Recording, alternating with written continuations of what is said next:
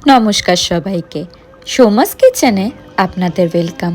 আজকে চলে এসেছি খুবই হেলদি ওয়েতে বানানো চকলেট আইসক্রিমের রেসিপি নিয়ে। আমি এখানে নিয়েছি কিছুটা পরিমাণ কাজু, আমন্ড, আখরোট, খেজুর, ওটস এবং দুধ। একটা বাটিতে প্রথমেই নিয়েছি কিছুটা ওটস, তারপরে দিলাম কাজু, তারপরে দিলাম আমন্ড, আখরোট, খেজুর এবং কিছুটা পরিমাণ দুধ। এবার ভালো করে সবটা মিক্সড করে কিছুক্ষণের জন্য সোক হতে দেব। এরপর ঢাকাটা খুলে যেই দেখলাম দুধে সবটা ভিজে নরম হয়ে গেছে, মিক্সচার গ্রাইন্ডারে পুরো জিনিসটা দিলাম। এরপর তাতে অ্যাড করলাম কিছুটা পরিমাণ ডার্ক চকলেট, তারপরে দিলাম 2 চামচ কোকো পাউডার। এরপর ঢাকা দিয়ে সবটা কিছুক্ষণ ভালো মতন করে ব্লেন্ড করে একটা থিক টেক্সচার রেডি করলাম।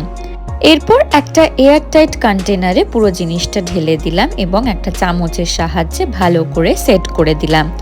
লাস্টে উপর থেকে ছড়িয়ে দিলাম কিছুটা পরিমাণ চকো চিপস। আমি এটা 7 থেকে 8 ঘন্টা মতন রেফ্রিজারেটরে রেখেছিলাম সেট হওয়ার জন্য।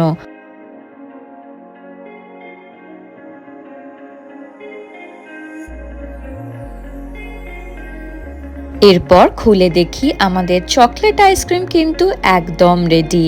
খুবই কম ইনগ্রিডিয়েন্টসে এবং কম সময়ের মধ্যে এই আইসক্রিমটা চটজলদি বানিয়ে নেওয়া যায়।